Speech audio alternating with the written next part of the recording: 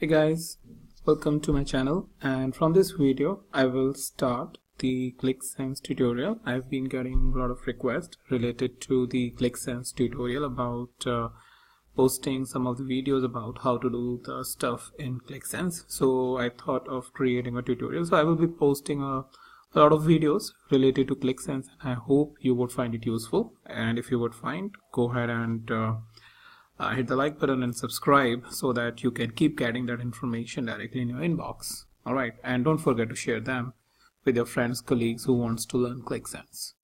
Well, with that, let's see what is QlikSense. And as it says, it is a self-service BI tool and a platform for visual data analysis. But let me give you some other perspective. Well, if you are new on my channel, you will probably not aware about the other videos that I've posted, because I'm blogging it from past 5 years, from 2013, like mid of 2013 I believe, and I started with Qlik View. That's like what we can say is either a father or a grandfather for QlikSense, because Qlik View was one of those tools, which I found it very useful as compared to the other tools, and I was so much in love with that I even started doing the blogging about it, and that's how it all picked it up. And after 2 years, in 2015, I started hearing about the QlikSense, and initially it was not that mature and there were a lot of development going on, so I stayed a little bit. But now I think corporate have started adopting it. A lot of companies have started adopting it, and there are a lot of buzz around the QlikSense about what it is and how would you basically differentiate with the Qlik View. Well, in that case, if you are looking at it from the comparison perspective, QlikSense, I would say, is more modern as compared to the Qlik View. QlikSense has all the capabilities which you would usually find in the Qlik View. We will see it in action. Definitely some of the things are new and some of the things are still in development for QlikSense. So sometimes it may be frustrating for you if you are transitioning from Qlik View to QlikSense. But I would take it like this, that BI industry is getting advanced day by day. And Qlik View probably was not serving the purpose of the self-service visualization tool, which is modern from the data visualization perspective and adaptable, with which can show to corporates about some nice looking graphs, charts, which is in self-serviceable by nature. Well, that's, I would say, at a high level difference. Also, I would think like this as compared to Tableau, if you will. Tableau has been promoted as one of the best visualization tool, and I would not disagree with that, because for any new user who is not having any kind of programming background can still play around with it and get some basic stuff done within minutes. So it has been promoted as a self-service BI tool. It has been promoted as a most modern and advanced BI tool. So I think what Qlik is doing with the QlikSense is trying to compete with the Tableau in this area, where it is making QlikSense, so kind of making transition from Qlik View to QlikSense and making it self-service BI tool. So a lot of theory about it, but I wanted to express this because a lot of you may have questions related to how I compare it when I compare it with Tableau, how it is when I compare with the Qlik View, how it is. So just trying to give you in a nutshell what the difference is. So what is QlikSense? I told you, but these are some highlighted points: self-service BI tool and platform for visual data analysis.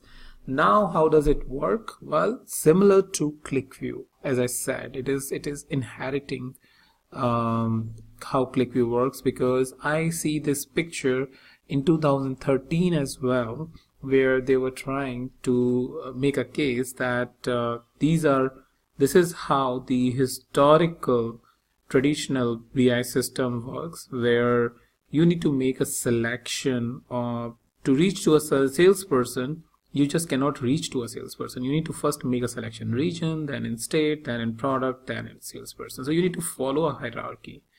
But when it comes to either QlikView or QlikSense, you can go in any direction. You can directly select a salesperson and then select a state and then select a product, or maybe salesperson then product, or maybe first product then region. So it works in, what they say is, it works like your mind. Your mind can ask any question, and you start exploring the answer. So it doesn't really matter where the exploration starts.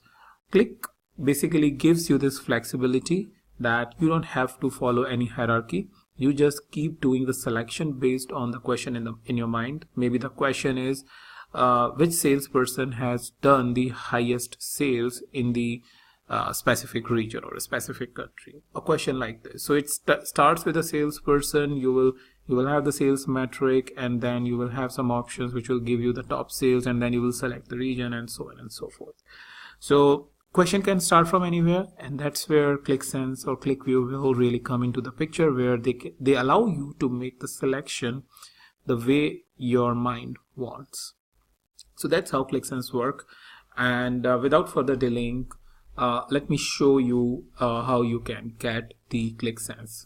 So here we have the QlikSense, the website Qlik, www.qlik.com/us, and we have two options. We have free trial and try or buy. So if we click on the free trial or try or buy, it will take us to the same screen. So let's go here, and we have two options: QlikSense Cloud and QlikSense Desktop. Well, you can try it for free as long as you want, so no issues there. And you can, if you don't want to install it and want to use the cloud version for free, you can get it. So go ahead and click on the get a free account. Once you click on the get a free account, you need to fill up some of the information about yourself: password, job title, telephone, country. Enable this option and send the form. So when you send the form, your account creation link will be there or activation link will be there, from which you can follow the instruction and get your account created. And once you are done with all of this process, two options, you can come over here, login, QlikSense Cloud. It is available on the main screen. If I go back and show you over here, login, Qlik Sense Cloud, or you can, since you will be pro in coming days after watching these videos, and you will feel like you don't have to really follow this hierarchy, because that's not how Qlik works. So remember this, QlikCloud.com.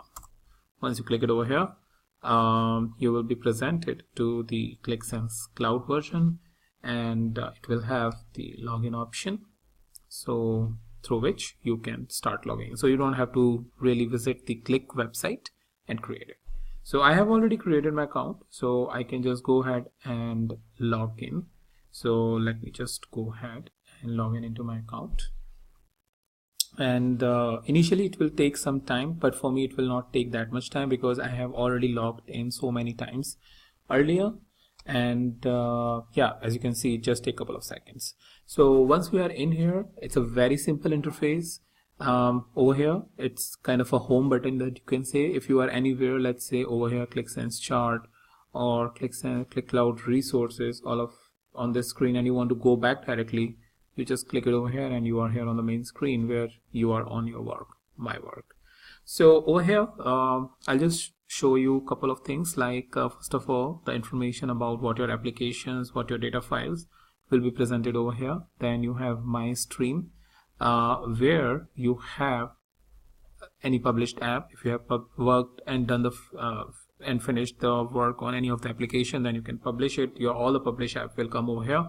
And then if you have the QlikSense chart that you want to share with the others, as you can say, then manage your shared chart here. So these are like shared charts which you want to share with the other developers, so you can do that.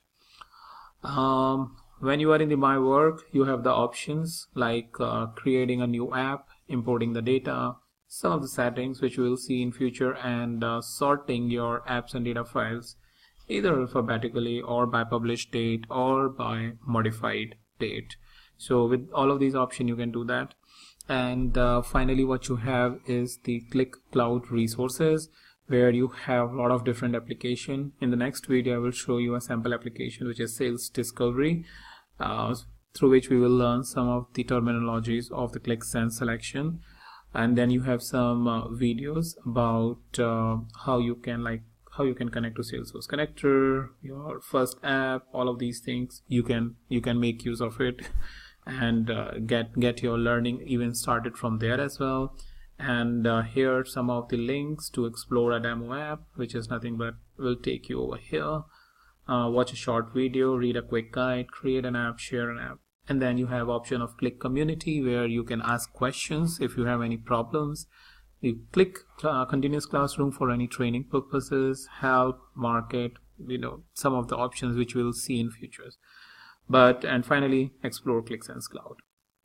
So all of these options are available. You feel free to explore these, and you will find a lot of good information over there. But I just wanted to give you an overview about what the Qlik Sense Cloud is and how we can work in that. Well, in the next video, we will see about a sample application. We will learn about some of the selection methodologies, some of the terminologies about when you make a selection, what it is, and how different types of selections that you can make. So stay tuned for that, and don't forget to subscribe it so that you get all of that videos. And if you like this videos and enjoyed it, go ahead and hit the like button. Well, I'll meet you in the next video then.